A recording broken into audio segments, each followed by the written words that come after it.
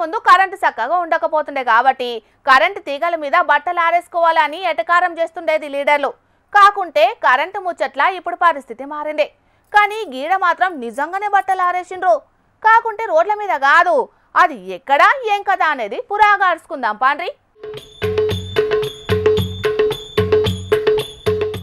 Road మీద బట్టలు ఆరబెట్టుకునుడు, వడ్లు ఆరబోసుకునుడు కామన్ గా జరుగుతుందని మీకు అందరికి అనిపిస్తుండొచ్చు గాని ఇది మామూలు రోడ్డేం కాదు. పట్నంలా దుర్గం చెరువు మీద కట్టిన కేబుల్ బ్రిడ్జ్ తర్వాత గంతే. ప్రతిష్టాత్మకంగా కట్టిన కరీంనగర్ కేబుల్ బ్రిడ్జ్ అవునుల్లా నియమే. 200 కోట్ల రూపాయలతోని మానేరు నది మీద కేబుల్ బ్రిడ్జ్ కట్టింది పోయిన సర్కార్. ఇక అప్పుడు ప్రతి ఆదివారం నాడు సండే ఫండే అని చెప్పి కార్యక్రమాలు కూడా చేసేది. ఇక కేబుల్ బ్రిడ్జ్ మీద నుండి మానేరు నది అందాలను చూడడానికి కరీంనగర్ నుంచే కాదు చుట్టుముట్టున్న ఊర్లల్లా జనాలు కూడా బగ్గమందే వచ్చేది అప్పట్లా.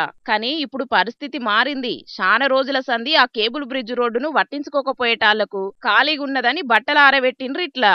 కానీ కేబుల్ బ్రిడ్జ్ ని 200 కోట్ల రూపాయలు ఖర్చు పెట్టి కట్టి 3 ఏళ్లు కూడా గడవక ముందే గిసొంటి పరిస్థితి అచ్చటాలకు కేబుల్ బ్రిడ్జ్ కట్టింది బట్టలు ఆరేసుకోవడానికేనా అని సోషల్ మీడియాలో మస్తు గెడ్డిస్తున్నారు నెటిజన్లు. మరిగా ఏమన్నా చిన్న రిపేర్లుంటే జల్దీ చేసి అటు ప్రయాణికులకు ఇటు పర్యాటకులకు అందుబాటులోకి తీసుకురావాలి. కానీ కరీంనగర్ కే తలమానికంగా కట్టిన కేబుల్ బ్రిడ్జ్ ని గిట్ల అగాధం ఇడ్సబెట్టుడు మాత్రం పద్ధతి కాదని గరమైతున్నారు కరీంనగర్ ప్రజలు. మరిగా రోడ్లు భవనాల శాఖ అధికారులు ఇప్పటికైనా దీని మీద శ్రద్ధ పెడతారో లేకుంటే బట్టలు ఆరేసుకుంటే ఏమైతాంది, దానికైనా ఉపయోగపడుతుంది కదా అని చూసి చూడనట్టే పోతారో మరి.